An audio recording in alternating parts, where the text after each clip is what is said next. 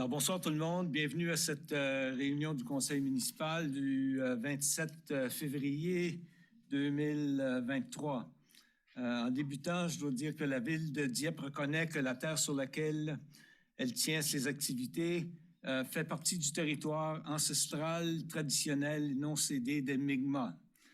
Les traités de paix et d'amitié que les Mi'kmaq ont élaboré de façon conjointe et signée avec la couronne britannique,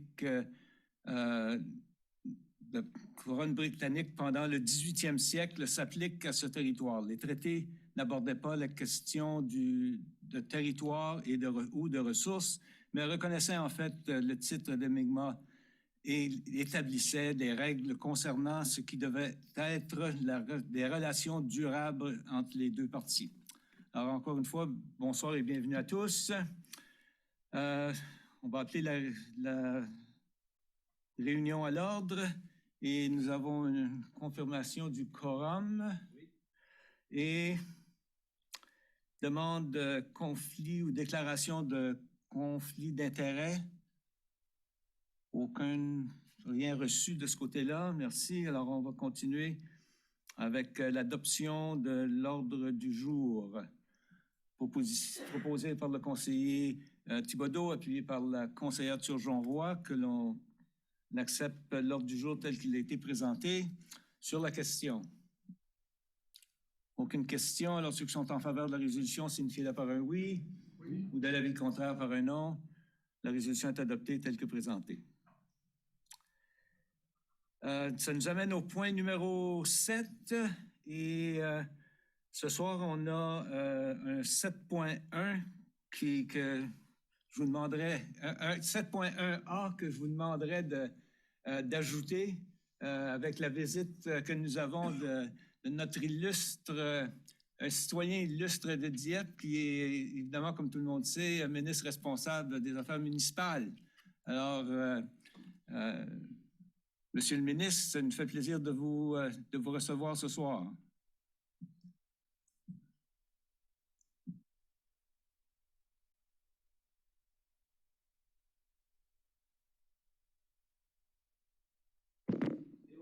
Et voilà.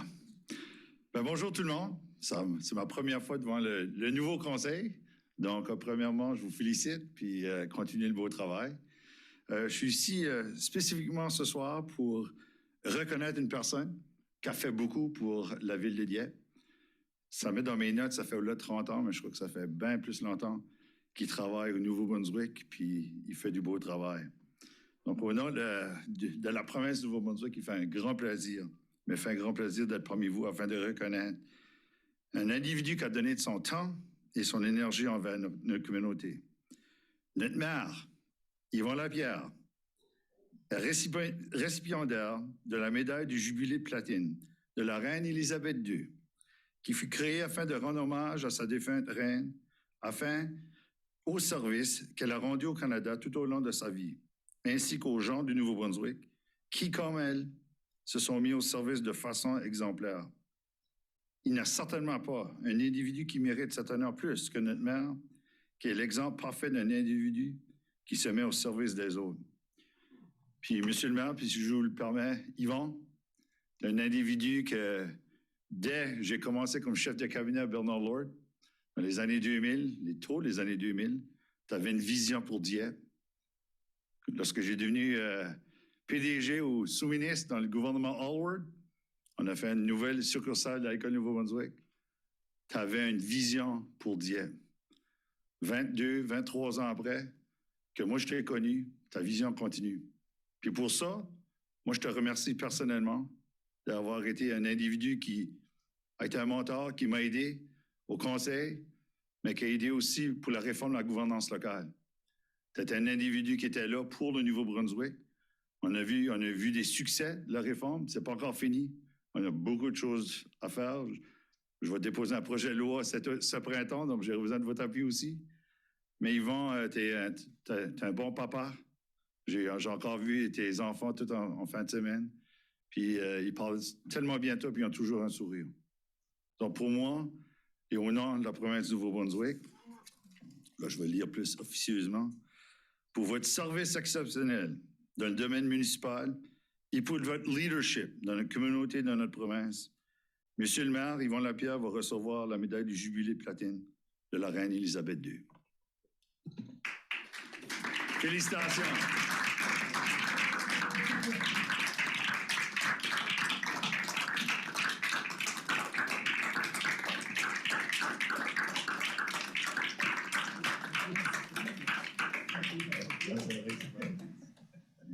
Merci bien. À toi. C'est un beau certificat de notre gouverneur. Merci.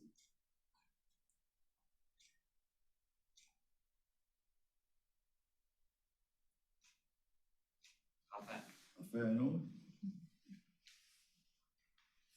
Merci. Monsieur le maire, félicitations. Puis Merci beaucoup. continue le beau travail. C'est pas pour finir.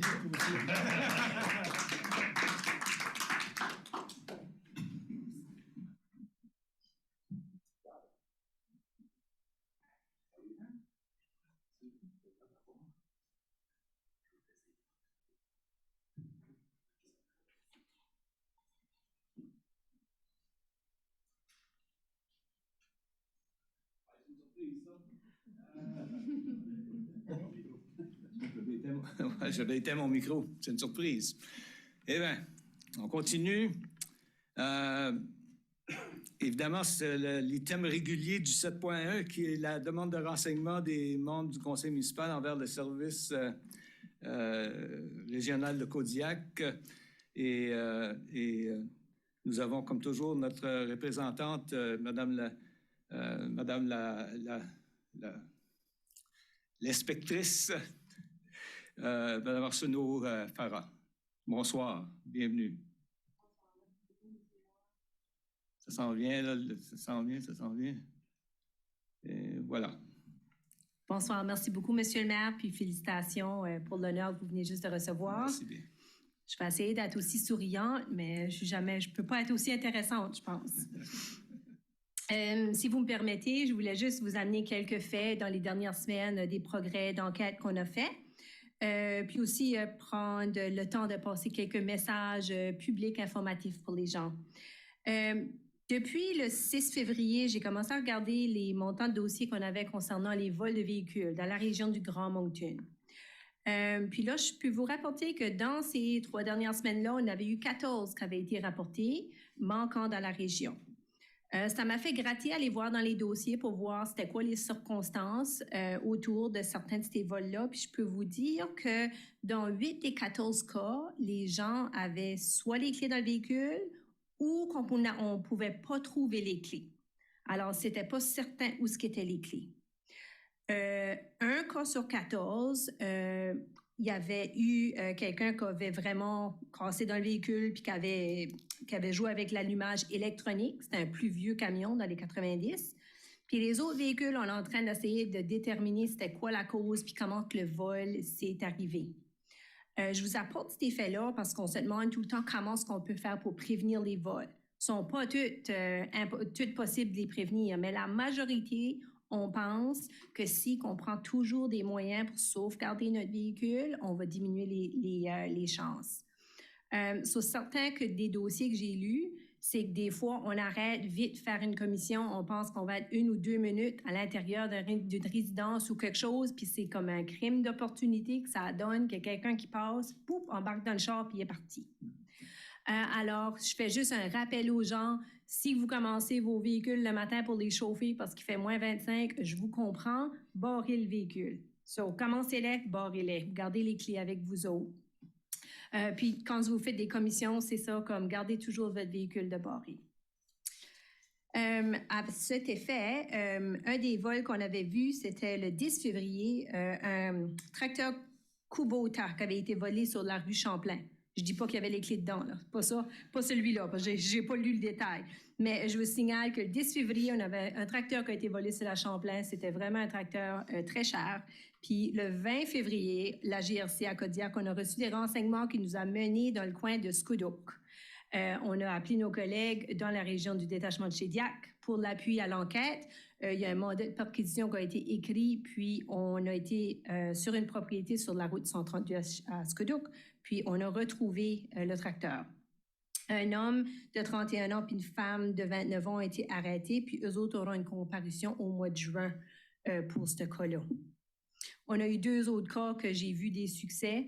Un vol de véhicule sur la rue Park à Moncton le 6 février où ce qu'on a trouvé des gens qui étaient en possession du véhicule. Eux autres vont être amenés devant la justice pour rendre des comptes.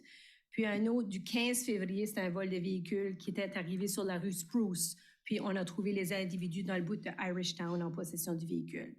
So, c'est pour vous dire, on en résout, mais je vous demande votre appui pour être vigilant pour essayer de réduire le montant de vol de véhicules. Au nom de l'unité de réduction de la criminalité, nos efforts là sont vraiment pour s'attarder sur les gens qui vendent de la drogue puis qui volent les biens. Le 16 février et le 17 février, on a fait 2 mandats de perquisition dans des résidences à Moncton. Un sur la rue 2nd Avenue, puis l'autre, c'était sur la rue Church. Dans les 2 cas, on a saisi des armes à feu, de la munition, de la drogue, puis il y a des gens qui ont été accusés de traficage de drogue. Encore là, je veux remercier l'information qu'on reçoit du public, des informants d'échecs au crime. Faut vraiment être les yeux de la communauté. Puis, quand on est des voisins, qu'on est dans le coin, qu'on a de l'information, il faut partager ça avec la police pour que nous autres, on puisse travailler à garder nos communautés sécuritaires. Puis, comme vous voyez, où il y a de la drogue, il y a d'autres choses.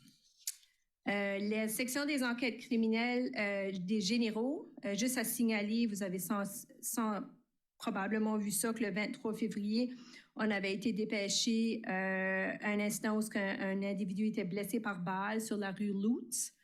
Très bon travail qui a été fait de la part de la section de la patrouille. Ils ont gelé cette section-là, ils ont tout de suite fait des patrouilles pour identifier les suspects. Puis je te dirais qu'au bout de minutes, il y a un auto qui a été ciblé. Des gens ont été arrêtés puis ils ont été accusés d'attentat de meurtre dans ce cas-là. Ça a été vraiment vite, ça a été vraiment bien fait. Encore là, on a des gens qui ont des yeux, des oreilles, on nous rapporte l'information puis on est vite capable de cibler c'est qui les responsables. Un autre, Monsieur le maire, si vous me permettez, parce que c'est toujours un sujet qui est bien rapporté, les vols de convertisseurs catalytiques. OK. Je vais vous dire, on a eu plusieurs, ça fâche les gens, ça fâche la communauté, parce que les criminels, eux autres, ils ciblent là, qui ce qu'ils veulent. Ça leur fait pas de différence si c'est un autobus de garderie ou un autobus d'organisme communautaire, ils vont pour le quick cash qu'ils peuvent avoir avec ça. Mais grâce à quelqu'un qui était vigilant, le 18 février, c'est pour ça que je veux le signaler, on a eu de l'information qu'il y avait un homme qui était sous une fourgonnette commerciale sur la Collishaw, puis qui avait de l'air à essayer de détacher quelque chose sous la fourgonnette. À cause qu'on s'est fait appeler, la première chose, quand quelqu'un l'a vu, il n'y a pas eu d'hésitation, là, ben nous autres, tout de suite, les policiers étaient là, puis ils l'ont pas mis direct sur le feu. C'est juste à dire, c'est les yeux de la communauté qui nous aident à trouver les gens qui nuisent la communauté. Cette personne-là va comparaître en cours le 16 mai pour répondre à des accusations. Ça se fait de les régler, mais il faut qu'on pogne les gens sur le fait. On vous demande d'être des bons voisins puis être vigilants. Puis simplement, parce que je vais en parler, c'est plutôt sombre, mais dans la région, on a eu 2 collisions mortelles dans les dernières semaines. Vous avez sans doute vu que le 11 février, sur la rue Amiraux, proche de la Melançon, on a eu un jeune homme de 20 ans qui a perdu la vie dans une collision. Puis à Moncton, le 8 février, on avait eu un piéton de 72 ans qui a été heurté puis qui est mort de ses blessures pas longtemps après à l'hôpital. Alors, nos pensées sont avec ces gens-là, puis c'est un rappel de toujours, conduire prudemment, faire attention, on prend notre temps pour se rendre en vie. Si vous avez des questions, merci. Merci, Mme Chantal. Est-ce qu'il y a des questions de la part des membres du Conseil?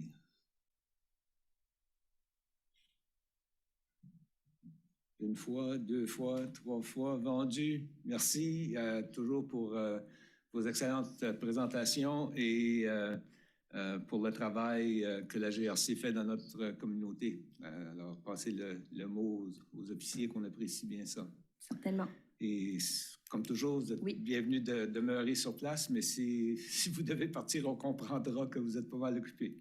Merci bien. OK, d'autres présentations, les chalets, hommage aux bénévoles.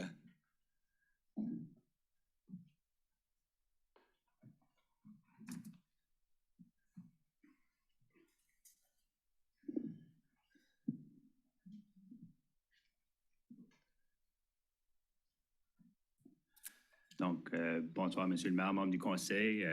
Il me fait plaisir d'être ici pour ma première présentation Oui, la première, devant vous. C'est une grande première, Denis, vas-y. Donc, merci de nous accueillir ici ce soir. Je suis accompagné de mon collègue Jérémy Robichaud, qui est agent communautaire pour le service des loisirs. Donc, on est ici ce soir pour vous proposer un changement à un événement qui date quand même de longtemps, mais qui n'a pas eu lieu depuis le début de la pandémie. Donc, le changement, ça serait pour la soirée hommage aux bénévoles. Donc, c'est une réflexion qui date quand même de longtemps, même avant mon arrivée ou même l'arrivée de Jérémy, mais à mon arrivée, on a décidé qu'on continuerait cette réflexion puis qu'on avancerait avec le nouveau projet. Le service des loisirs travaille fort avec communication pour développer le concept qui vous sera présenté ce soir. On sait que Dieppe reconnaît ses bénévoles depuis longtemps. Je pense, j'en parle avec Sonia Babino tantôt, puis je pense une quarantaine d'années que Dieppe reconnaît ses bénévoles, puis on veut s'assurer que l'événement qu'on vous présente ce soir offre la même chose sur un différent format. On veut aussi que la soirée reconnaisse nos bénévoles pendant la Semaine nationale des bénévoles le 17 au 22 avril, donc ça restera toujours. Puis là, je vais laisser le maître d'œuvre du projet, Jérémy Robichaud, vous faire la suite des choses. Donc, Jérémy, toi aussi, c'est une première, je pense. Oui, c'est une première, oui. Et voilà. Merci, Deux premières à soir. Merci, Denis. Bonjour, Monsieur le maire. Bonjour, le conseil. Ça me fait plaisir d'être ici. Fait que dans le fond, c'est ça. On va vous présenter un petit peu c'est quoi le nouveau projet de hommage aux bénévoles qui est intitulé Les Chalands. On va vous expliquer pourquoi on veut les changements puis pourquoi ça s'appelle comme ça. Parce que je suis sûr qu'on a des questions. Fait que dans le fond, la première slide, c'est quoi un chaland? Fait qu'un chaland, pour ceux qui ne le savent pas, c'est un éclair de chaleur, puis les feux chalants, ça illumine le ciel. C'est une expression acadienne, puis ça illumine le ciel le temps d'une soirée. Fait que les chalands, c'est vraiment comme des éclairs, mais c'est des éclairs qui sont trop loin pour qu'on entende le tonnerre. Fait qu'on les voit juste, puis ça éclaire le ciel. Dans le fond, la raison qu'on voulait ça, c'est qu'on voulait illuminer le ciel le temps d'une soirée pour illuminer les efforts de nos bénévoles. Fait que ça, c'est une idée qui avait venue du service des communications, directement de Jean Gaudreau. Je vais lui donner des fleurs pour ce nom-là parce que je trouve que c'était vraiment un nom que je trouvais qui était intéressant. Puis on aimait vraiment le fait que c'était une expression acadienne, puis d'après les conseils qu'on a reçus par après, puis le feedback, les gens avaient vraiment aimé que c'était de ce côté-là. Fait qu'on a décidé de continuer de ce côté-là. Pourquoi de temps changer le format? Ça, c'est une bonne question parce que, comme on sait, c'est toujours bon d'innover. On veut faire de l'innovation, on veut changer, on veut amener des choses nouvelles. Moi, je suis nouveau en poste depuis seulement le mois d'octobre, donc c'est quelque chose qui me tenait à cœur de pouvoir amener du renouveau dans le fond dans cette soirée-là. Je voulais générer de la curiosité aussi de ce côté-là. C'est quoi un chaland? C'est quoi? Ça amène le petit côté un petit peu à poser des questions pour les gens, pour s'intéresser à la communauté. On voulait reconnaître les citoyens dont juste valeur. Ça, c'est quelque chose pour nous autres, du sens que les citoyens, peut-être qu'avec la vieille édition, c'est pas tout le monde qui avait peut-être chance à se faire reconnaître. Je dis ça du sens que, à ça, maintenant, la communauté, on va en parler un petit peu plus tard dans mon PowerPoint, mais la communauté va être capable de faire des nominations eux autres mêmes. Fait qu'il y a peut-être des résidents qui n'étaient pas reconnus auparavant qui pourraient être reconnus maintenant. Fait que ça amène un petit peu un attrait plus global à toute cette soirée-là. On veut développer un sentiment de fierté pour la ville. On veut développer une volonté d'être en nomination. On veut que les gens ça leur tente de venir cette soirée-là. Puis on veut créer un événement prestigieux. Fait que ça ne sera pas une soirée, ça va être vraiment un gala. Ça va vraiment être une soirée où on remet des prix pour les gagnants. Sans plus tarder, les 8 catégories, parce que maintenant, ça ne va plus être seulement selon des comités. Comme j'avais dit tantôt, ça ne va pas être selon des organismes. On a 8 catégories qui vont être les suivantes. Aînés, horticulture, loisirs et sport, environnemental, implication jeunesse, implication communautaire, implication par un nouvel arrivant, puis l'éclair de l'année, la personnalité de l'année. Les objectifs de cette soirée-là. Le premier objectif, c'est attirer de nouveaux bénévoles. Comme vous le savez, des bénévoles, on n'en a jamais assez dans n'importe quel organisme, dans n'importe quelle organisation. C'est toujours quelque chose qu'on veut favoriser. On veut retenir nos bénévoles aussi. On veut que les organismes contribuent aux valeurs de la ville en les impliquant dans cette procédure-là. On veut quand même que les organismes soient présents, même si ce n'est pas eux autres de faire les nominations directement. Ça peut être chacun des employés, chacun des employés d'un organisme, ça peut être qui peut faire les nominations, n'importe quoi comme ça, mais on veut quand même les garder impliqués dans le processus puis les tiennent au courant pour cette soirée-là. On veut relier les bénévoles ensemble, on veut amener un sentiment d'appartenance entre eux autres, puis un sentiment d'accomplissement aussi. Pour ce qui est des nominations, les nominations vont être effectuées par les résidents. Donc, comme j'ai mentionné auparavant, c'était fait par les organismes directement. Là, ça va être par les résidents. Il va y avoir un formulaire de place en ligne. Les communications sont déjà là-dessus aussi, du sens qu'on va avoir, ça va être ouvert à la communauté. Puis, tu vas pouvoir nominer, dans le fond, une personne de ton entourage que tu sais qui fait du bénévolat qui pourrait recevoir une distinction à travers de ce gala-là. Il va y avoir un comité de sélection de 3 citoyens. Donc, eux autres vont être inéligibles pour une nomination, que ce soit parce qu'ils sont employés par un organisme ou quelque chose comme ça. Mais ces 3 personnes-là vont recevoir toutes les nominations, puis ils vont choisir les gagnants pour les catégories. Donc, c'est ça, puis c'est eux autres qui vont choisir les gagnants. Puis il va y avoir 3 personnes en nomination. Donc, 3 personnes par catégorie. Ils vont tous être invités à la soirée avec leur famille. Puis le jury, dans le fond, va choisir les gagnants dans ces 3-là. Puis ils vont, à la soirée comme telle, ils vont savoir qui est le gagnant. Donc, les 3 familles, dans le fond, les 3 nominés avec leur famille vont être à la soirée. C'est un petit peu comme on va se mettre dans le contexte des Oscars, que la personne arrive là, puis elle s'attend, elle veut gagner, mais elle ne sait pas encore. Mais dans le fond, on le sait tous, quand tu es nominé, tu es déjà un gagnant. Fait que ça mène un petit peu de ce côté-là. Ça va faire une belle soirée pour tout le monde. Fait qu'admissibilité. Fait que dans le fond, si tu fais du bénévolat à Dieppe ou tu y demeures, tu peux être éligible à être nominé. La personne doit ne pas avoir été rémunérée. Tu ne peux pas présenter ta propre candidature non plus. Donc, le jury ne soumet pas de candidature non plus, bien évidemment, parce que c'est eux qui vont décider les nominations par la suite. Il y a du type de bénévolat qui est non admissible, les organisations politiques, syndicales et professionnelles.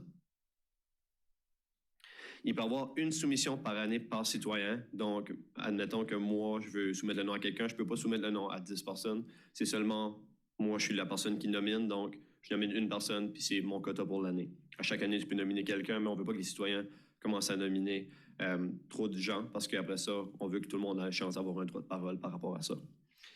Les nominés éligibles à nouveau pour la même catégorie. Donc, si tu es déjà nominé pour la catégorie, mais tu ne gagnes pas, l'année prochaine, tu peux être encore en nomination pour la catégorie. Sauf la personne qui a gagné, bien évidemment. On ne voudrait pas avoir quelqu'un qui gagne à tous les années comme ça. On veut reconnaître le plus d'argent possible. Mais si tu es déjà nominé, tu peux être nominé à nouveau. Puis la façon que ça fonctionne, c'est parce que c'est ce que tu as fait durant l'année. Donc, si ce que tu as fait pendant l'année, si tu es en nomination, peut-être que l'année d'après, tu n'as pas fait assez pour être en nomination, mais si tu as fait encore mieux ou la même chose, vu que l'autre gagnant n'était pas là, tu pourrais être quand même le gagnant de cette catégorie-là, du sens que la personne va être la plus méritante selon cette catégorie-là. Puis il peut y avoir aucune candidature à titre posthume. Dans le fond, si la personne décède, dans le fond, on avait parlé un petit peu de ça par rapport à ça. Si la personne serait nominée et elle décéderait entre, dans le fond, la période de nomination et le gala, la personne va quand même être reconnue.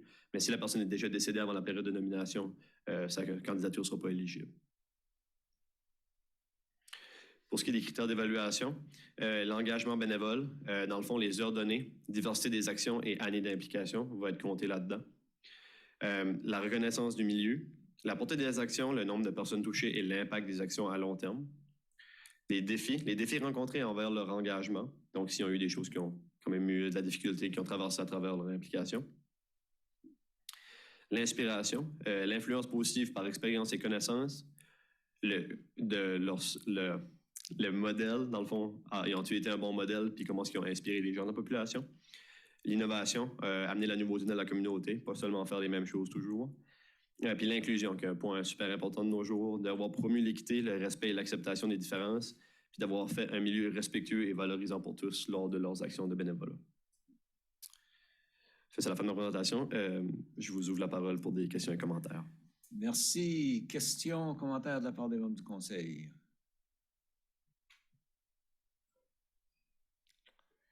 Madame Turgeon-Roy. Merci, j'adore le nom. C'est vraiment bien, là. Puis, beau projet. Ma question est par rapport à...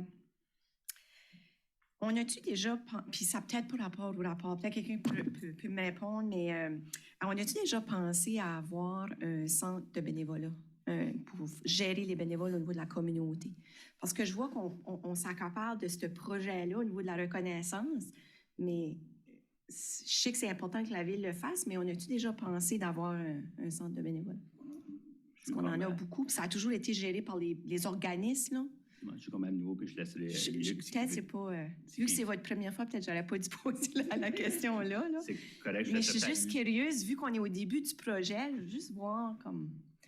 Donc, pour longtemps, puis je me rappelle pas, j'étais au service des loisirs à mon premier tour à la ville de Dieppe, mais je sais qu'on a toujours eu un gros appui au bénévolat, donc à travers du secteur associatif. Il n'y a jamais Oui. eu vraiment de centre de bénévolat, mais je pense que la ville de Dieppe a quand même fait un beau travail. Est-ce que c'est quoi qui peut planifier pour le futur? C'est certain que je pense que la ville de Dieppe reconnaît l'importance des bénévoles, puis c'est quoi qui pourrait être de notre mieux. Mais pour te dire concrètement que moi, j'ai pensé, peut-être Luc, tu peux ajouter.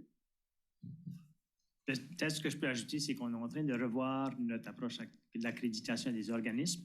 Donc, ce qui entoure ça, c'est également le support et le soutien qu'on veut donner à nos organismes. Donc, une partie de ça, c'est évidemment en ce qui a trait au bénévolat. Donc, je pense qu'on est en discussion puis en réflexion à l'interne pour voir à quoi ça ressemble, également à quoi les organismes ont besoin aussi comme soutien. Donc, est-ce que ça va prendre la forme d'un centre de bénévolat ou peut-être certains programmes qui existent déjà par l'entremise du centre de bénévolat du Sud-Est, puis que nous, on peut peut-être aider à faire le lien, des choses comme ça, ou faire connaître certains de ces programmes-là, parce qu'il y a des programmes des fois du centre de bénévolat du Sud-Est qui ne sont peut-être pas connus par nos organismes. Donc, on est en train de tout réfléchir à comment, en bout de ligne, on a un appui à notre secteur associatif. Parce que ça, c'était tout dans l'optique de voir, oui, là, on va dépendre sur nos résidents pour faire des nominations, des choses comme ça, mais lorsqu'on a un groupe ou un regroupement participatif dans la communauté, peut-être qu'on pourrait dépendre plus d'eux autres pour nous aider dans l'organisation d'un tel événement comme ceci ou d'une reconnaissance. C'était surtout dans cette optique-là. Merci. Merci. Bravo. Merci beaucoup. Merci, la conseillère Mélissa Boudreau. Merci. Ma question est un peu semblable. Par rapport à avant, c'était des organismes qui faisaient les nominations. Donc aujourd'hui, on va s'attendre que les citoyens vont faire les nominations. Est-ce que vous pensez qu'il y aura un défi à ce niveau-là d'aller attirer les gens à faire les nominations? Est-ce qu'on pense faire comme une transition, peut-être envoyer un message aux organismes actuels pour dire, regarde, voici... vous pouvez quand même, j'imagine qu'ils peuvent quand même faire des nominations, mais à titre de citoyen au lieu à titre de membre de l'organisme en question. Je ne sais pas comment vous pensez la transition. C'est une excellente question. Dans le fond, c'est un petit peu sur l'ordre d'idée que tu as mentionné. C'est vraiment, dans le fond, que ça va être les organismes qui vont recevoir tous les courriels comme on faisait habituellement, parce qu'on a déjà eu plusieurs organismes, dans le fond, qui étaient intéressés à venir donner les nominations déjà. On va beaucoup se fier pour la première année sur eux pour qu'ils font des nominations. Puis on espère que de cette façon-là, comme les organismes sont plusieurs personnes impliquées, ils vont pouvoir nominer plus qu'une personne. Donc, ce ne sera pas seulement une affaire de c'est le tour à qui, ça va beaucoup plus être sur qui dans l'organisation a mérité de recevoir une nomination. Ça peut être un collègue, ça peut être quelqu'un. De cette façon-là, si c'est quelqu'un dans la communauté qui le mérite, je pense que les organismes sont les mieux placés pour le savoir. Fait. Selon moi, ça peut être un défi, mais si les organismes sont prêts à s'impliquer comme qu'ils le faisaient dans le passé, je pense que ça va être un succès de ce côté-là. Merci. C'est vraiment mignon aussi le nonchalant. Ça fait vraiment beau. Merci beaucoup. Merci, Madame Godbout, la conseillère Godbout. Merci. Moi, j'ai deux différentes questions. Au niveau des catégories, comment est-ce qu'on a... Est-ce que c'est quand même les catégories traditionnelles? Est-ce qu'il y en a qu'on a modifié, adapté? Puis peux-tu m'expliquer peut-être le cheminement qui a été fait au niveau des différentes catégories? Certainement. Dans le fond, les catégories, c'est qu'avant ça, il n'y avait aucune catégorie dans la vieille version. Dans le fond, c'était seulement chaque organisme nominait quelqu'un. Fait que, le but des catégories, c'était un petit peu pour amener tous les gens de la communauté à être éligibles dans une catégorie ou un autre selon le type de bénévolat qui sont impliqués dedans. Fait qu'on a décidé vraiment, ça c'est quelque chose que dans le fond, il y a peut-être, j'ai envie de dire, une dizaine de personnes qui ont travaillé à travers de ces catégories-là là, pour faire sûr qu'on touchait un petit peu à tout et pour toucher à tout le monde. Puis on veut vraiment que tout le monde qui fait du bénévolat a chance à rentrer dans un de ces critères-là. Je pense qu'on a réussi à trouver à travers de ça, même quand je mentionne des catégories comme implication étudiante, que ça peut être pour les jeunes qui sont encore à l'école secondaire parce que c'est 19 ans et moins, que ce soit pour les aînés, il y a peut-être des catégories. Il y a des gens qui vont peut-être se regrouper dans plusieurs catégories. C'est pas mauvais s'il y a une nomination dans plusieurs catégories, mais c'est sûr qu'on va prioriser les gens qui vont avoir des plus gros impacts selon une telle catégorie. Mais dans le fond, c'est ça. On a vraiment essayé de trouver des catégories qui étaient globales pour tout le monde, que tout le monde pouvait rentrer quelque part.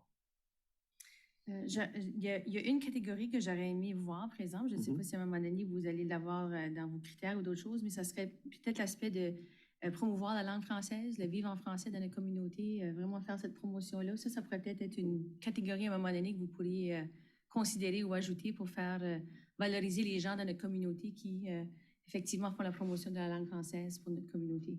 J'aime beaucoup cette proposition-là. Okay. Ce que je mentionnerais, c'est que pour cette année, s'il y a des gens qui vont nominer des personnes dans cette optique-là, ils peuvent le faire dans la catégorie, d'après moi, art et culture. Le côté culturel pourrait rentrer dans le côté langue un peu. Fait que je pense que ce serait peut-être une bonne occasion. C'est un bon point, par exemple. Merci beaucoup. Ma deuxième ligne de question, c'était au niveau du budget. On parle quand même d'un événement plus prestigieux. Peux-tu me parler un petit peu plus de c'est quoi l'idée que vous avez à cet égard-là? Est-ce que c'est une levée de fonds ou est-ce que c'est un coût pour la ville? Comment est-ce que vous envisagez ça comme concept? Fait que dans le fond, nous autres, on a un budget pour faire la soirée. On a calculé un petit peu les prix et tout ça que ça pourrait donner. On est capable de faire une belle soirée assez prestigieuse selon le budget qu'on a. Puis quelque chose qu'on cherche aussi, c'est dans le fond un commanditaire pour la soirée, pour offrir des prix aux gagnants. Fait que c'est quelque chose qu'on recherche présentement. On cherche une commandite. Dans le fond, il va y avoir un tel montant qui va être annoncé pour ça, mais ça va être une petite commandite un petit peu pour pouvoir offrir vraiment un prix puis que nous autres, on met vraiment le montant qu'on a pour la soirée vraiment sur, dans le fond, l'ambiance, la nourriture, puis tout, dans le fond, les efforts pour reconnaître les bénévoles. Oui, puis pour toujours que cette gala soit accessible aux bénévoles, puis que ce ne soit pas un coût qui leur revient. OK. Non, merci. Ça va être gratuit, oui. Merci, c'est ça que je voulais confirmer. Merci beaucoup. Merci, M. le conseiller Thibodeau. Merci, M. le maire. Moi, c'est une question au sujet des critères d'admissibilité. À la page 11 de votre présentation, vous dites fait du bénévolat à Dieppe où il demeure. Est-ce qu'il demeure à Dieppe, est-ce qu'il faut faire nécessairement du bénévolat? Oui, dans le fond, on avait écrit les admissibilités selon comme un lien sur la présentation PowerPoint, ça venait un petit peu mêlant, on l'avait comme abrégé, mais dans le fond, ce que ça veut dire, c'est que si que tu demeures à Dieppe et tu fais du bénévolat à Dieppe, tu es admissible, mais si tu restes à Moncton et que ton bénévolat est fait à Dieppe, tu es quand même admissible à pouvoir être éligible. Donc, on cherche des gens qui font leur bénévolat dans notre ville pour pouvoir, dans le fond, faire rayonner la communauté. Fait que dans le fond, n'importe qui qui fait du bénévolat à Dieppe est éligible. OK. Donc, c'est pas simplement demeurer à Dieppe, il faut faire du bénévolat à Dieppe. Oui, c'est ça. C'était pas clair. Je comprends. Pas de problème. Merci. Aucune autre question? Juste un commentaire de ma part. Ça veut dire que je n'aurai pas besoin de passer 1h45 debout comme un pic sur le stage en avant avec un mal de dos pour 2 jours après. Non, c'est ça que ça veut dire. Ouais. Je suis content que ça fait ton bonheur.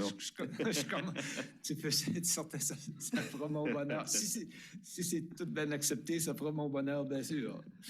Mais on sera là pareil. C'est parfait. Je ne vois pas d'autres demandes de questions ou commentaires. Alors, merci beaucoup pour votre présentation. Merci à vous.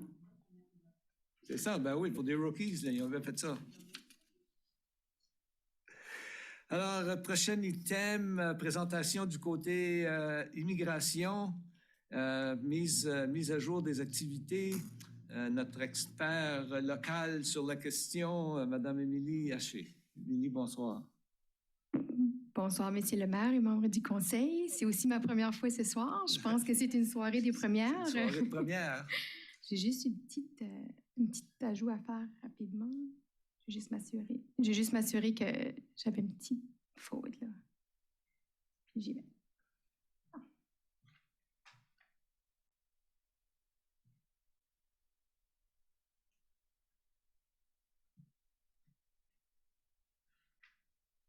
Parfait. Donc, on a eu la chance de se voir plusieurs fois les derniers jours. Donc, on continue sur cette tendance. Donc, vraiment, moi, ce soir, c'est plus à titre d'information pour un peu vous présenter les avancements depuis juillet 2022, présenter quelques petites données statistiques du recensement 2021, puis aussi vous présenter un peu les priorités pour l'année 2023. Je n'avais pas encore eu la chance de vous rencontrer, donc ça me fait plaisir de vous présenter ça ce soir. Donc, c'est certain un petit rappel que le service d'immigration est vraiment ancré dans le plan stratégique de la ville de Dieppe, dans l'objectif de devenir la destination de choix pour l'immigration francophone en Atlantique. Puis par la suite, juste un petit rappel sommaire de la stratégie de Dieppe en matière d'immigration, qui est divisée sur 3 axes. Puis si jamais vous voulez la consulter, je crois qu'elle est insérée au paquet de ce soir, donc je voulais juste faire un bref survol. Puis j'aime toujours mentionner que l'axe numéro 3 est aussi en partenariat avec Expansion Dieppe parce que ça touche le secteur économique. Pour ce qui est des progrès 2022, je vais parler surtout des progrès généraux. Donc, vraiment, on parle de la création du service d'immigration, aussi de mon embauche, de mon arrivée à la ville. Il y a aussi qu'est-ce qui est la question de la participation pour la présence régionale. Donc, j'ai la chance de siéger à plusieurs groupes de travail au sein du partenariat local en matière d'immigration du Grand Moncton. J'ai aussi la chance de présider le comité de veille en immigration francophone pour le Grand Moncton, qui fait en sorte que ça nous permet de nous positionner au niveau de l'immigration francophone. Je participe aussi à plusieurs groupes sur le marché du travail. J'ai eu la chance de participer au forum de Destination Canada en novembre dernier. Puis ça m'a permis de rencontrer plusieurs possibles futurs nouveaux arrivants qui pourront possiblement résider à Dieppe.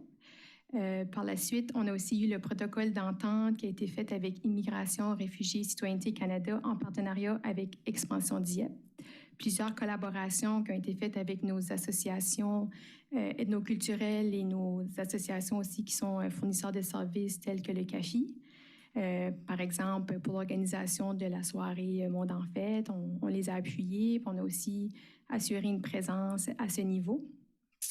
Puis par la suite, j'ai eu plusieurs rencontres, que ce soit au sein des visites exploratoires, donc des gens qui ont possiblement un projet d'immigration dans la région, des nouveaux résidents aussi. J'ai aidé plusieurs nouveaux résidents dans la navigation des services de la ville de Dieppe. Récemment, j'ai eu une famille d'origine syrienne qui ont fait la demande pour les passes d'autobus pour enfants. J'ai complété 8 demandes. Ils avaient 10 enfants, dont 8 éligibles. Donc, on a fait 8 demandes. Puis c'est aussi un peu pour leur expliquer un petit peu qu'est-ce qui est disponible par rapport Pro Jeunesse, les services aquatiques, les installations. Donc, ça nous permet en fait d'avoir un contact direct avec les gens de la communauté. Par la suite, je vais vous présenter quelques petites données. J'aimerais juste préciser que les données que j'ai là présentement, c'est les données que j'ai prises directement du recensement Statistique Canada. Toutefois, il y a David Campbell qui prépare un rapport qui va être disponible sous peu, qui est beaucoup plus approfondi. On aura même la chance d'avoir des données spécifiques à Dieppe. Donc, vous allez possiblement avoir la chance d'avoir accès à ça prochainement. Ces données-là, c'est les données de 2021. On a quand même eu une croissance depuis, donc il faut prendre ça en considération. Donc, présentement, à Dieppe, on a 9,7 % de la population qui sont ou qui ont déjà été issus de l'immigration ou des résidents permanents. Donc, c'est des gens qui se sont installés de façon permanente et qui sont possiblement en voie de devenir citoyens canadiens. Juste entre 2016 et 2021, on a 1490 personnes qui sont arrivées. Puis par la suite, on a aussi une autre catégorie qu'on appelle les résidents temporaires. Donc, c'est plutôt ceux qui ont des permis de travail, étudiants internationaux. Cette catégorie-là comprend 715 personnes. Donc, on a quand même une population grandissante qui se diversifie. Et puis, ça fait en sorte que si on inclut les 2 catégories, donc l'immigration temporaire et permanente, on compte un total de 12,3 % de la population de Dieppe qui est issue de l'immigration.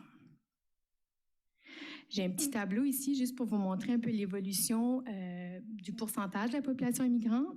Donc, ce qu'on voit de 2011, Dieppe est en bleu. Donc, en fait, puis qu'on compare à 2021, donc le orange, c'est la moyenne provinciale. Puis maintenant, Dieppe dépasse la moyenne provinciale quant au pourcentage de la population immigrante. qui veut dire qu'on commence vraiment à se positionner comme une ville accueillante.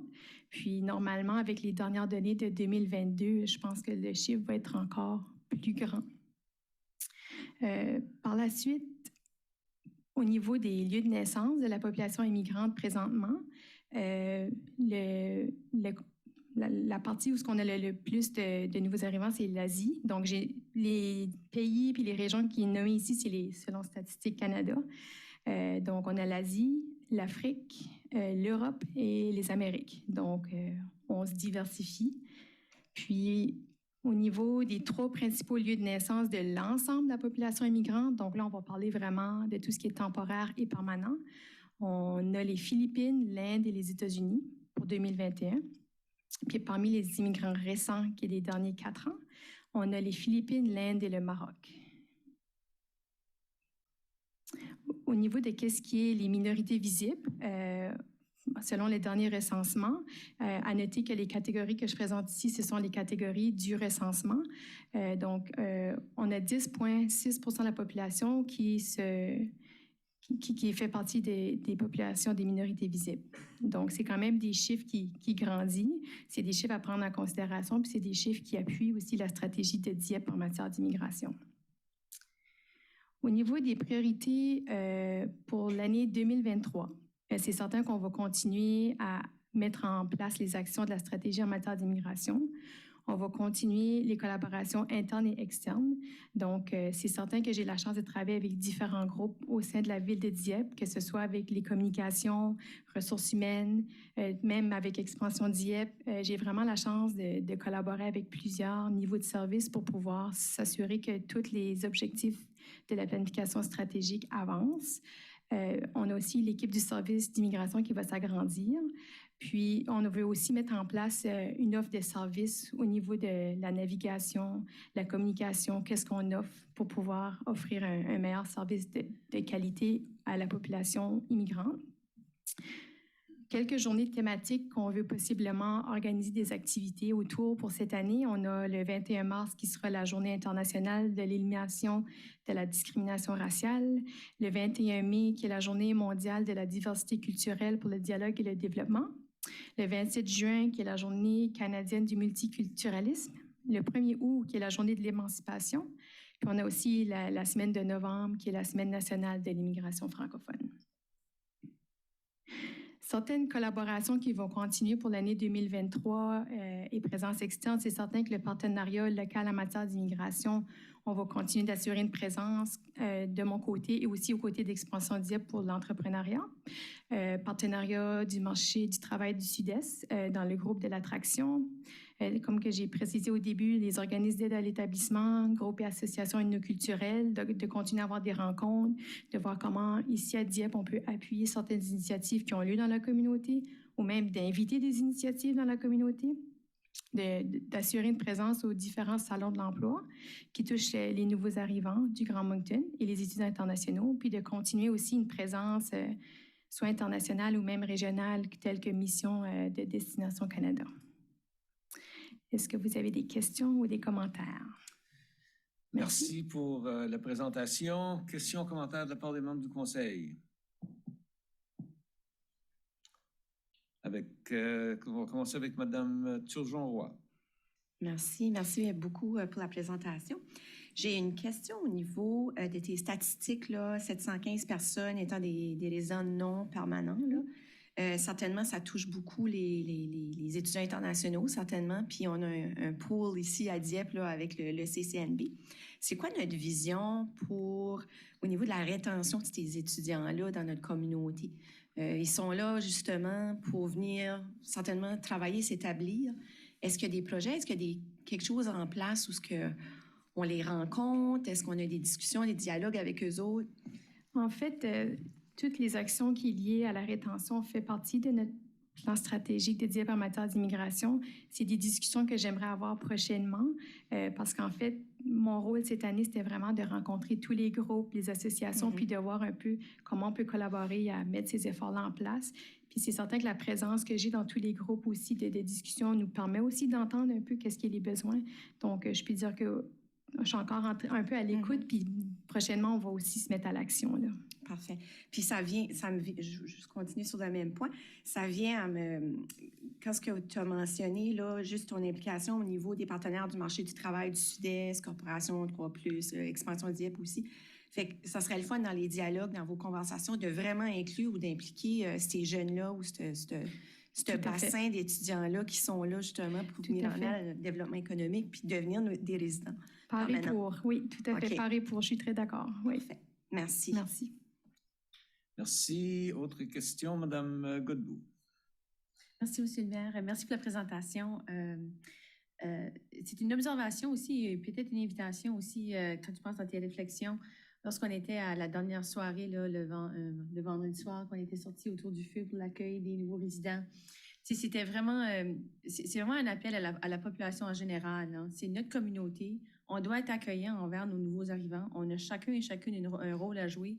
Et c'est dans la participation de nos activités comme ça communautaires où ils ont la chance d'interagir avec nous autres que c'est important qu'ils se sentent accueillis à toutes les occasions. Fait que c'est beau. Écoute, Mme Haché, je suis contente que tu es là en train d'interagir avec les communautés, avec les organisations, mais la responsabilité, en fait, reste avec chacun de nous autres comme résidents dans notre communauté, pas juste les organisations, pour que ces gens-là se sentent accueillis et qu'ils se trouvent leur sens d'appartenance avec nous autres. Alors, je t'encourage à continuer dans ton travail et puis j'encourage aussi la population à s'impliquer là-dedans.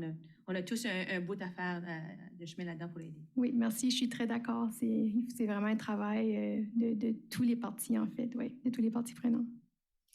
Merci. Quelqu'un d'autre? Non, ben moi, je vais ajouter mon petit grain de sel. J'ai eu l'opportunité de siéger cet après-midi avec Émilie pour des discussions sur tous les aspects d'immigration. On avait des gens on avait un député ministre de l'immigration qui était ici sur place. Alors, il y a juste une place que c'est plus haut, puis ce serait le ministre responsable de l'immigration, mais Mme Petitpas-Taylor était là également, et le collège communautaire était bien représenté, l'université était bien représentée, il y avait l'Association des municipalités francophones qui était sur place. Alors, il y a eu des belles, grandes discussions pour identifier tous les défis, puis essayer d'augmenter effectivement l'immigration francophone, spécifiquement au Nouveau-Brunswick, mais évidemment, on parle pas surtout pour notre paroisse. Et Émilie nous a très bien représentés là. Puis moi, je me suis pas mis trop tôt dans les jambes de tout le monde. J'essayais de me retenir autant que possible. Mais il y a quand même eu quelques interventions de ma part. Mais je pense qu'on est vraiment dans la bonne voie. Puis on a bien hâte de voir les résultats continuer et s'améliorer graduellement. On sait qu'il y a beaucoup de défis dans l'immigration, beaucoup de défis dans l'immigration francophone. D'ailleurs, un de vos collègues ici m'avait envoyé un article de la presse canadienne en fin de semaine, puis je ne me souviens pas si juste à vous regarder les yeux, je pensais vous l'avoir envoyé, mais peut-être que non. Là, mais oui, je vous l'ai envoyé, OK. Alors, c'est un article assez exhaustif sur pour tous les défauts de l'immigration canadienne. On est encore ou généralement reconnus comme les meilleurs au monde. Alors, des fois, il faut faut pas être trop humble. Il faut pas avoir peur de parler pour nos paroisses puis de parler des bonnes choses. OK, j'ai déjà trop parlé. Merci pour ton intervention. Pour ceux qui me connaissent, vous savez que des fois, je peux aller trop longtemps. Merci beaucoup. Merci bien pour ta présentation. Alors, ça nous amène à prochaine question, c'est est-ce qu'on a reçu des questions du public ou des infos? Il y a quelqu'un d'ici qui est ici pour avoir des réponses à des questions. Oui, s'il vous plaît, vous approchez au micro. Désolée, je ne peux pas parler français. Oh, well, don't worry about that. Don't worry about that. Français, c'est pas bon. Ne vous We operate in both official languages, so. Ça va, on fonctionne dans les deux langues officielles. Est-ce que vous pouvez vous identifier? Je m'appelle Anna. J'habite à Dieppe, sur la rue Canso. Je suis ici depuis 4 ans et demi et j'ai un problème avec mon voisin. Bon, j'ai communiqué le service des arrêtés, j'ai parlé à Gabriel, qui est le responsable. Ils n'ont pas résolu le problème. J'ai envoyé des courriels, j'ai envoyé des photos. Et bon, le dernier courriel que j'ai reçu, il disait qu'il ne pouvait pas contrôler le propriétaire ou les locataires de cette propriété qui déversent des déchets. Tout ce qu'il peut faire, c'est de leur donner des contraventions. Alors, à mon avis, bon, les arrêtés sont là pour contrôler ce genre de problème, pour limiter ce genre de problème. Alors, je ne sais pas si c'est possible que... Est-ce qu'on peut réviser ces arrêtés? Est-ce qu'on peut les modifier pour que les gens fassent la bonne chose? J'ai des rongeurs, j'ai des vers, il y a des oiseaux qui viennent. On lance des déchets sur ma propriété de façon quotidienne et ils laissent les déchets dans une zone où ce n'est pas permis. Donc, il y a des sacs qui revolent au vent proche de ma propriété, ça sent et je ne peux plus tolérer ça et ça me dérange. Donc, je suis désolé. Bon, vous avez déjà communiqué, comme vous l'avez dit, avec nos agents des arrêtés, de l'application des arrêtés. Oui, mais ça fait 4 ans et demi là, que je communique avec eux et rien n'est fait.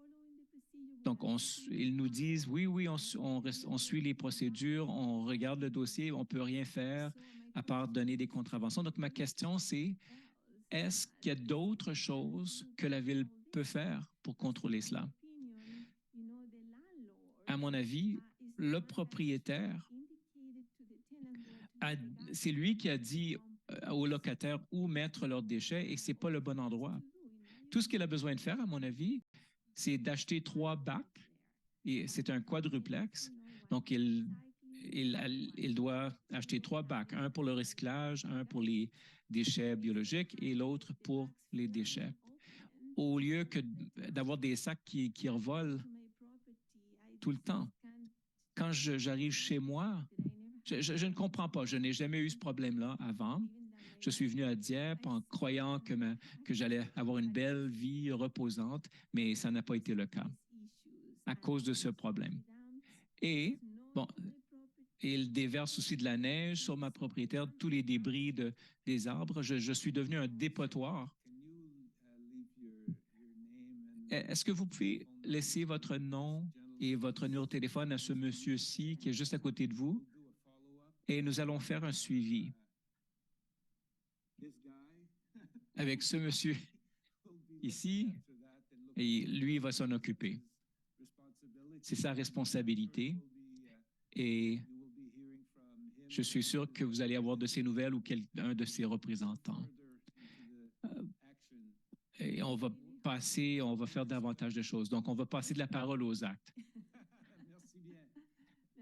Merci à vous. Thank you for, I have a question. J'ai une question aussi. Et quand il parle de contravention, est-ce que les gens doivent payer de l'argent? C'est quoi une contravention? C'est pas clair pour moi. C'est parce que c'est la réponse que j'obtiens, qu'il envoie des tickets ou des contraventions. J'aimerais savoir c'est quoi, si vous pouvez me l'expliquer. Peut-être plus tard, ça n'a pas besoin d'être fait ce soir. Monsieur Simard vous répondra. Bon, ces contraventions sont des documents officiels qui nous permettent d'aller au tribunal et de présenter un juge et normalement, c'est assorti d'une amende. Oui, mais ça fait 4 ans et demi, il n'y a rien qui se passe. Hein. Je ne suis pas au courant de votre problème, mais je vais parler au service d'application des arrêtés demain et voir ce qu'on peut faire. J'espère que oui, parce que sinon, je vais devoir vendre mon logement. Je suis trop vieille là, pour supporter ça. Merci. Merci d'être venu. Autre question ou document reçu ou rien de la sorte? OK. Alors, excusez, monsieur le maire. Oui, on a reçu une demande ce matin, mais ça va prendre plus qu'une journée de la traiter, donc on vous revient à une prochaine réunion du conseil. Ça concerne les déchets aussi. Ça concerne également les déchets. Oui. Les déchets déposés trop tôt. C'est ça. OK. Alors, ça termine l'item numéro 7 et nous amène au numéro 8, questions du public. On vient de compléter questions du public. Il n'y a pas d'autres questions. OK. Alors, est-ce qu'il y a d'autres questions du public? Il semblerait que non. Merci. Alors, pour l'adoption du procès-verbal de la réunion du 13 février, est-ce que j'en ai une proposition proposée par le conseiller Godette, appuyée par le conseiller, excusez-moi, M. Lantaigne, sur la question? Aucune question? Alors, section... Non, il n'était pas là, M. le maire. Merci d'avoir vérifié. Je voulais vous souligner ça. Oui. Alors, appuyé par le conseiller Thibodeau sur la question. Aucune question. Alors, ceux qui sont en faveur de la résolution, signifiez-le par un oui. De l'avis contraire, par un non. Alors, le procès-verbal de la réunion du 13 février est accepté. Item numéro 10, motion, mémorandum et nomination 10.1, planification et développement. Monsieur Melançon. Alors, bonsoir, Monsieur le maire, membre du conseil. Juste un point que c'est vrai que c'est rare qu'on voit Monsieur le maire Lapierre être surpris lors du début de réunion. Alors, parce qu'il y a toujours une première. Il n'y a pas juste des nouvelles personnes qui ont commencé ce matin ou ce soir. Alors, Monsieur le maire, félicitations au nom de l'administration aussi. Comme premier dossier, on est demandé de fixer une date pour une audience publique pour apporter une modification à l'arrêté Z10. C'est une modification de texte qui est proposée ou qui est demandée par un développeur qui va permettre l'usage principal d'habitation jumelée, qui permettrait d'avoir de l'utilisation d'accessoires secondaires à l'usage principal d'habitation. Alors ici, qu'est-ce que ça veut dire? On permettrait d'avoir du logement qu'on pourrait définir plus abordable dans une résidence plus identifiée comme résidence permanente. Alors, on parle de zones de la RHM et R3. Alors, on fixe la date qui est devant vous pour faire une présentation publique le 11 avril prochain, ici même à l'Hôtel de Ville. Et on demande également un avis au comité consultatif en matière d'urbanisme. Et pour cette demande, on demande de prolonger le délai pour que ça soit le 8 mai 2023 qui soit la rencontre du comité consultatif. Alors, c'est pour avoir une direction de poursuivre. Merci pour la lecture de la résolution. Madame Turgeon-Roy.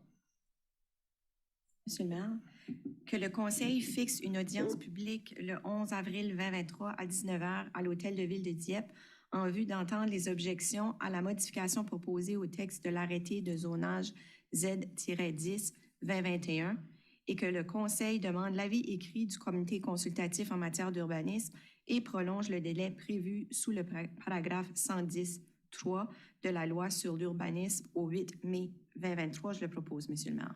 Merci. Proposé par la conseillère Turgeon-Roy, appuyé par le conseiller Jean-Marc Rideau sur la question. Sur la question, Mme Godbout.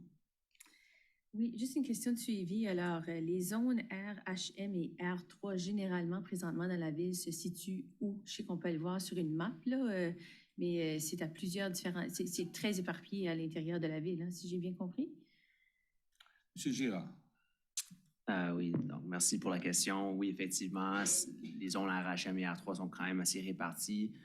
La raison pour laquelle on cible les deux zones spécifiques, c'est que l'usage d'habitations multifamiliales sont déjà permis dans la zone.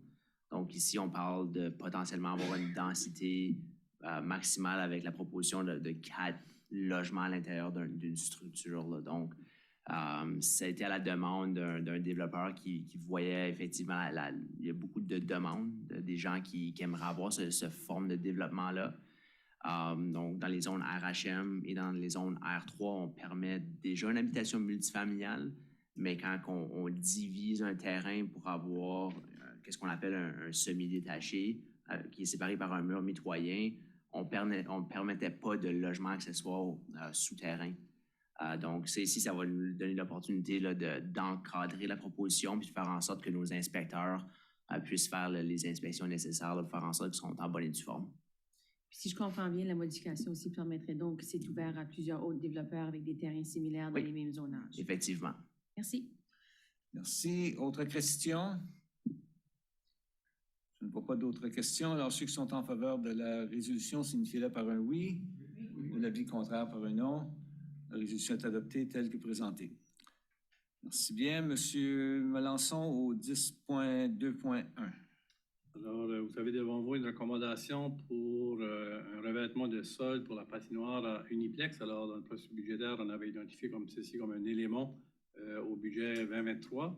Alors, suite à un appel d'offres, 3 propositions furent reçues. Celle qui est recommandée avec le plus haut pointage, c'est avec Atlantica Sport System Incorporé au coût de 268 485 plus TVH. Alors, suite à l'évaluation, la recommandation est d'autoriser cet achat et d'apporter une diversité au niveau de l'activité à Uniplex. Merci bien. Pour la lecture de la résolution, Monsieur Lanteigne. Merci, Monsieur le maire. Donc, le Conseil adjuge le marché visant l'achat d'un revêtement de sol pour patinoire à l'Uniplex à Atletica Sport Systems, Inc. au coût de 268 485 plus TVH. Selon sa proposition en date du 9 février 2023 et autorise que cette dépense soit prélevée sur le compte numéro 3-3-20-12-7903, budget d'immobilisation générale, achat d'équipement général, loisirs. J'en fais la proposition, Monsieur le maire. Merci. Proposé par le conseiller, le conseiller Lanteigne, appuyé par le conseiller Godette. Sur la question. Question, M. Brideau. Merci, M. le maire. Lorsqu'on parle de revêtement de sol, j'aimerais avoir un peu d'explication. C'est quoi qu'on parle, qu'on précise là-dedans? Là? Parce qu'on a 2 glaces au Centre Uni. Est-ce que ça a à faire avec l'emplacement des glaces ou c'est ailleurs? On va laisser ceux qui ont fait l'analyse bien répondre à la question, si vous me le permettez. Oui, bonsoir. Merci pour la question. Alors, c'est bel et bien un revêtement pour couvrir la surface glacée. Alors, la surface de glace, 200 par 85 pieds, et c'est la même grandeur des 2 côtés. Alors, ce plancher ici, on peut l'installer d'un côté ou de l'autre pour une utilisation quelconque, pour les graduations ou différentes activités, qui fait en sorte qu'on n'aura pas à enlever la glace, comme qu'on a fait l'an passé. Pour ces activités-là, il fallait enlever la glace. Là, maintenant, on va tout simplement la recouvrir. Alors, ça nous crée des opportunités d'événements. OK, parfait, c'est clair. Merci. Merci bien. Autre question? Je ne vois pas d'autres questions. Alors, s'il n'y a pas d'autres questions, ceux qui sont en faveur de la résolution, signifiez-le par un oui. Oui, oui. Ou de l'avis contraire par un non. La résolution est adoptée telle que présentée. Qui nous amène au 11.1, arrêté municipal. M. Melançon. Alors ici, c'est pour passer à la lecture sommaire qui est devant vous ce soir. Alors, on a apporté certaines modifications à l'arrêté de construction. Le contenu est bien expliqué. On avait fait un sommaire aussi des changements significatifs lors de la dernière rencontre. Alors, ce soir, c'est pour procéder à la lecture sommaire et la 3e lecture en titre afin de la mettre en œuvre par la suite. Merci bien. Pour la lecture, Madame Godbout. Merci, Monsieur le maire. Donc, lecture sommaire. Lecture sommaire. Alors, sommaire de la loi sur la gouvernance locale. L'arrêté Z11-2023, arrêté de construction, en vertu des pouvoirs que lui confère la loi sur la gouvernance locale, loi du Nouveau-Brunswick 2017, chapitre 18, le conseil municipal de Dieppe, dûment réuni, adopte ce qui suit. L'arrêté de construction Z11-2023 encadre la conception, la construction, la modification, le remplacement et la démolition des bâtiments dans la ville de Dieppe. Auparavant, un arrêté de construction découlait des pouvoirs sous la loi sur l'urbanisme. Maintenant, ces pouvoirs se retrouvent sous une loi distincte adoptée en 2020, soit la loi sur l'administration du Code du bâtiment du ministère de la Justice et Sécurité publique. Cet arrêté a été conçu afin de s'aligner avec les exigences et les particularités de cette loi, afin de continuer à émettre des permis et d'effectuer des inspections. Une formule de remboursement de permis de construction plus équitable pour le demandeur en cas d'annulation de projet est proposée dans le nouvel arrêté. Un tableau de la détermination du coût des travaux de construction est intégré en annexe à l'arrêté de construction afin d'assurer une plus grande transparence au niveau de la gestion des frais de permis de construction. Le présent arrêté s'applique à tout le territoire de la ville de Dieppe, conformément à son arrêté en vigueur concernant les quartiers. Je vous le propose en sommaire, Monsieur le maire. Merci. En lecture sommaire, proposée par la conseillère Godbout, appuyée par le conseiller Brideau sur la question. Aucune question. Alors, ceux qui sont en faveur de la résolution signifieraient par un oui. Oui. Ou de l'avis contraire par un non. La lecture sommaire sur l'arrêté Z23 est acceptée en troisième lecture et nous allons procéder avec la troisième, accepter la lecture sommaire. On va procéder maintenant à la troisième lecture par titre seulement. Excusez. Merci, Monsieur le maire. Alors, j'ai proposé l'arrêté Z11-2003, arrêté de construction en titre seulement, troisième lecture, Monsieur le maire, je vous le propose. Merci. Proposé par la conseillère Godbout, appuyé par le conseiller Brideau.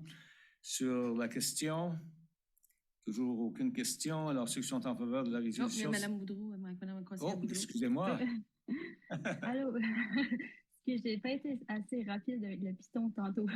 Ouais. J'avais une question par rapport, là, c'est un arrêté sur la construction. Je me demandais si c'est dans ce genre d'arrêté qu'on pouvait ajouter comme des conditions, par exemple, mettons un bloc appartement, leur imposer qu'il soit accessible pour les personnes avec un handicap ou des genres de choses comme ça. Est-ce qu'on peut ajouter ce genre de conditions ou par exemple, si on voulait dire pour le recyclage, qu'on voulait que les blocs appartements ajoutent une salle de recyclage pour faire le tri. Est-ce que c'est quelque chose qu'on a pu ajouter dans ce genre d'arrêté-là? Je peux répondre en partie et Alexandre compléter. Alors, on a le Code de bâtiment qui fait partie des lignes conductrices envers cet arrêté. Alors, la province vient d'adopter un nouveau Code de bâtiment en 2020. Alors, ceci, ça intègre ces règles. Également, lorsqu'on parle, puis votre deuxième question, je l'ai peut-être échappé, conseillère Boudreau, juste pour préciser la question de l'environnement. Les déchets. Oui, c'est ça. On a eu, par exemple, une visite dans le bloc du Sunset, 88 Sunset, et eux, ils avaient fait une salle de tri de déchets. Puis je trouvais que c'était une bonne initiative, mais c'est pas toutes les nouvelles constructions de blocs appartements qui trouveront une salle qui va être liée à faire le tri des déchets. Donc, je me disais, est-ce que c'est dans ce genre d'arrêté-là qu'on peut aussi aller ça nécessite aussi de poursuivre les discussions avec Éco360, alors d'apporter des changements à une procédure municipale lorsque le fournisseur de services n'a pas la capacité ou n'a pas fait les ajustements pour pouvoir faire la séparation des déchets. Alors, c'est une discussion qui continue depuis quelques années, qu'on leur donne beaucoup de feedback que c'est important pour la ville de Dieppe. On va continuer à le faire.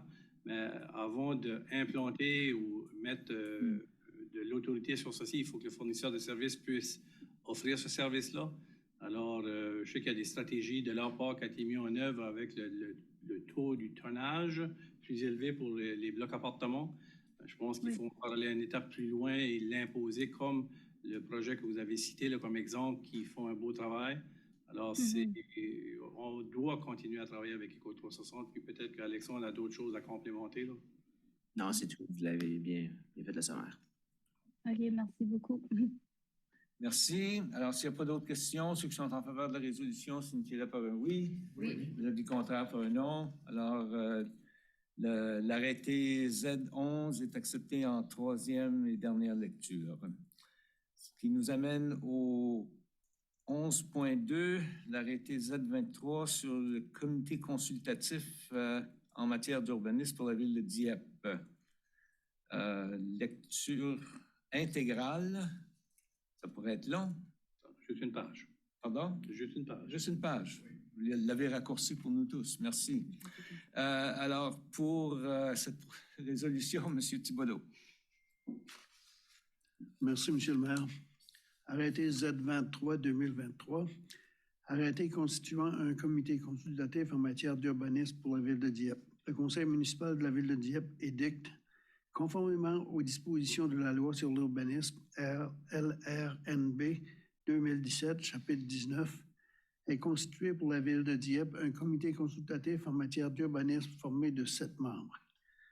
2. L'arrêté Z3, intitulé « Arrêté constituant un comité consultatif en matière d'urbanisme pour la ville de Dieppe », adopté le 10 novembre 2012 et déposé au bureau de l'enregistrement du comté de Westmoreland le 20 décembre 2012 sous le numéro 32292-089 est abrogé. 3. Le présent arrêté entre en vigueur le 1er janvier 2023. Et 4. Le présent arrêté s'applique à tout le territoire de la ville de Dieppe, conformément à son arrêté en vigueur concernant les quartiers. Je le propose par lecture intégrale, M. le maire. Merci. Proposé en lecture intégrale par le conseiller Thibodeau, appuyé par le conseiller Godette sur la question. Aucune question. Alors, ceux qui sont en faveur de la résolution signifient par un oui. Oui. Ou de l'avis contraire par un non. Alors, l'arrêté Z23 est accepté par lecture intégrale et on va procéder avec la troisième lecture par titre seulement, M. Thibodeau. Merci, M. le maire. Arrêté Z23-2023. Arrêté constituant un comité consultatif en matière d'urbanisme pour la ville de Dieppe. Je vous le propose en troisième lecture par titre seulement. Merci. Proposé par le conseiller Thibodeau et appuyé par le conseiller Godette en troisième et dernière lecture par titre seulement. Ceux qui sont en faveur de la résolution signifient par un oui. Oui. L'avis contraire par un non. La résolution est adoptée telle que présentée. Ce qui nous amène au 11.3, arrêté S6-2023, contrôle des chiens.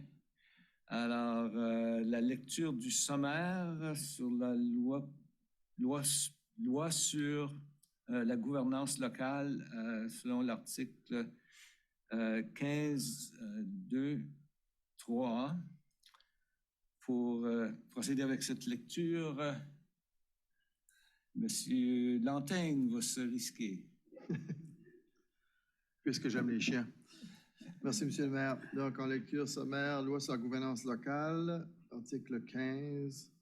Arrêté S6-2023, arrêté concernant le contrôle des chiens, en vertu des pouvoirs que lui confère la loi sur la gouvernance locale, L.B.2017, chapitre 18, le conseil municipal de Dieppe dûment réuni adopte ce qui suit.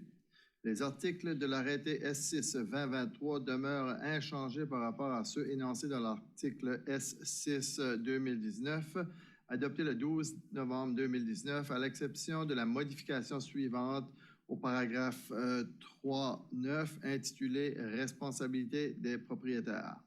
Article 3.9, le nombre maximal de chiens permis par logement est de 3, à l'exception des chenils commerciaux autorisés en vertu de l'arrêté de zonage.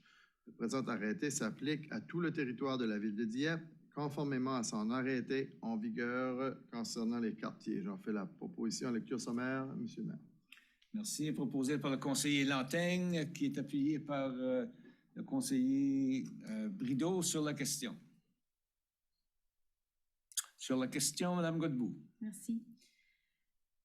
Si on prend l'arrêté de zonage qu'on veut changer avec un terrain où on aurait un logement avec 4 logements dedans, ça voudrait dire que selon l'arrêté, tu pourrais avoir 12 chiens?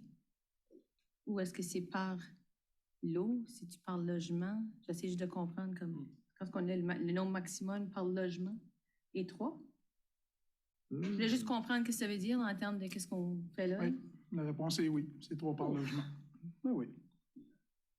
100 unités pour 300 chiens. C'est ça actuellement, puis c'est ça depuis plusieurs années.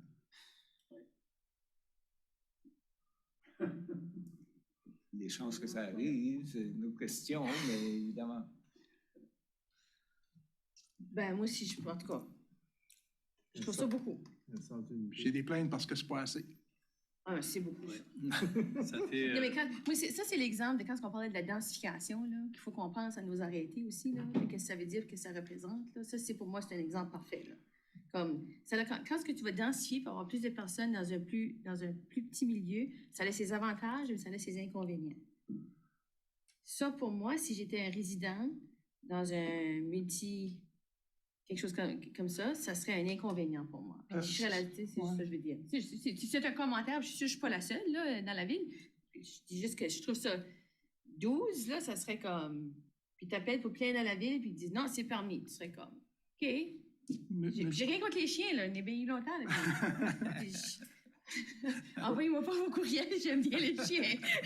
Mais je trouve juste comme, qu'est-ce qui est l'impact, là? Je trouve ça, puis je comprends que c'est déjà ça, là. Puis c'est pas ça qu'on modifie ce soir, puis c'est pas ça, mais ça me frappe quand je regarde la densification, puis quand je me dis, qu'est-ce qui sont les autres choses qu'il faut considérer, bien, pour moi, ça, c'est un des enjeux. Je suis pas contre la modification qu'on fait ici à l'arrêté, parce que c'est pas ça qu'on en a, mais ça m'a juste frappé. L'autre élément, c'est pas tous les propriétaires qui permettent les chiens aussi.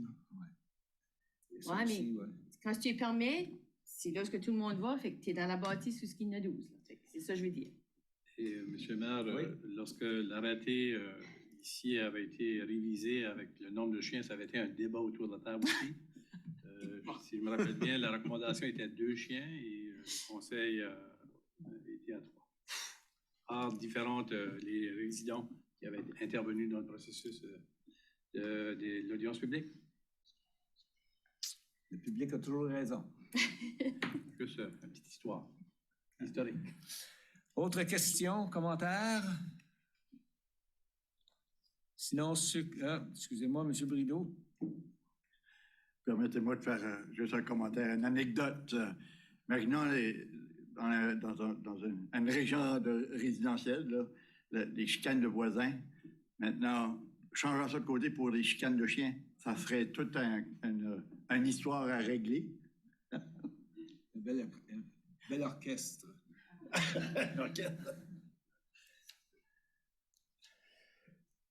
S'il n'y a pas d'autres commentaires ou questions, ceux qui sont en faveur de la résolution signifient par un oui. Oui. De l'avis contraire par un non. Alors, l'arrêté S6-2023 est accepté en lecture sommaire. Oui. Et nous allons maintenant procéder avec la 3e et dernière lecture. Monsieur Lantaigne. Merci, Monsieur le maire. Donc, lecture par titre seulement. Arrêté S6-2023, arrêté concernant le contrôle des chiens. J'en fais la proposition par titre seulement. Merci. Par titre seulement et dernière étape, proposée par le conseiller excusez-moi, Lantaigne, qui était appuyé, je crois, par le conseiller Brideau est toujours là. Oui. Alors, ceux qui sont en question. Pas d'autres questions. Alors, ceux qui sont en faveur signifient par un oui. Oui. De l'avis contraire par un non. Alors, l'arrêté S6-2023 est accepté en 3e et dernière lecture. Avis de motion? Rien de reçu? Alors, demande de renseignement et ou annonce de la part des membres du conseil. Et monsieur, nous allons, pour être certain que je ne l'oublie pas, on va commencer avec la conseillère Boudreau, s'il vous plaît. Il n'y a rien à ajouter pour moi ce soir, sauf vous féliciter pour la médaille reçue ce soir. Merci, Bonne vous êtes bien soirée. gentil. Bien gentil, merci. Après ça nous amène au conseiller Lantaigne. Merci, Monsieur le maire. Rapidement, donc, moi aussi, je vais vous offrir mes félicitations pour la reconnaissance ce soir, la médaille du Jubilé de la Reine, si je ne me trompe pas. Puis, juste terminer en souhaitant un bon congé de mars, je pense que c'est la semaine prochaine, ça se peut-tu? Un bon congé de mars à tous nos étudiants, puis à tous les enseignants. Je pense que ça va certainement faire du bien. Voilà, c'est tout pour moi, puis je vous souhaite une bonne soirée. Merci, Mme Godbout. Rien à ajouter ce soir? Encore nos félicitations aussi. Merci. Merci. Mme Turgeon. Ouais. Merci, félicitations aussi, je tiens à vous le dire. Moi, c'est une question de renseignement au sujet de l'intersection à Dieppe, là, au niveau de l'avenue Acadie et la rue Kennedy. Je ne sais pas qui peut me répondre.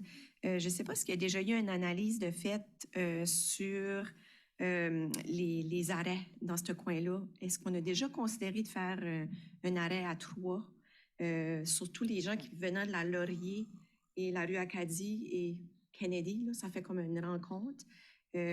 Ça fait quelques fois que j'ai le commentaire que ça devient un coin assez dangereux, surtout que les gens ont toujours tendance à avoir le réflexe de tourner sur la Kennedy et ne pas attendre. Parce que les gens viennent de la Laurier, là, ben, c'est Acadie, on s'entend, là. Ça fait que je ne sais pas s'il y a déjà eu une analyse de fait à ce niveau-là et savoir qu'est-ce qu'on pourrait faire pour améliorer ce coin-là. Madame Spencer. Merci, Monsieur le maire. Jean Plonette pour faire le suivi, le service d'ingénierie. OK. Je posais la question parce que des fois, l'historique qu'on n'a pas, là, mais OK, parfait. Ouais, je sais qu'on a ajouté une traverse de piétons parce que c'était dangereux pour les gens qui traversaient, là. Comme pour traverser la Kennedy, là. Oui. Mais je suis d'accord, je m'en vais par là tous les soirs, puis je note la même chose. Il y a de plus en plus de trafic, là. Ça fait que je pense que... Je suis pas certaine, par exemple, si ça justifierait l'arrêt à 300, parce que d'habitude, il faut que les volumes soient assez balancés, mais on va faire l'analyse. Peut-être un arrêt qui blink ou quelque chose, je ne sais pas. En tout cas, merci beaucoup. J'ai une dernière chose, juste souhaiter bonne chance à nos athlètes aux Jeux du Canada, puis leur dire bravo aussi, parce qu'il y a une gang qui a fini aussi, mais on a des athlètes de la région de Dieppe, donc félicitations. C'est tout. Bonne semaine. Merci, M. Thibodeau. Merci, M. le maire. Moi, je vais revenir sur une question que j'ai déjà posée, hein. C'est la Champlain dans le coin de Lakeburn, que la vitesse permise est de 70. Puis les voitures voyagent vite là-dessus, ça dépasse les 70. Et les résidents de ce coin-là m'ont demandé à plusieurs reprises si on pouvait réduire ça à 60 au lieu de 70. Puis j'avais soulevé la question, puis on m'avait dit qu'on allait examiner la question. Est-ce qu'il y a eu un suivi là-dessus?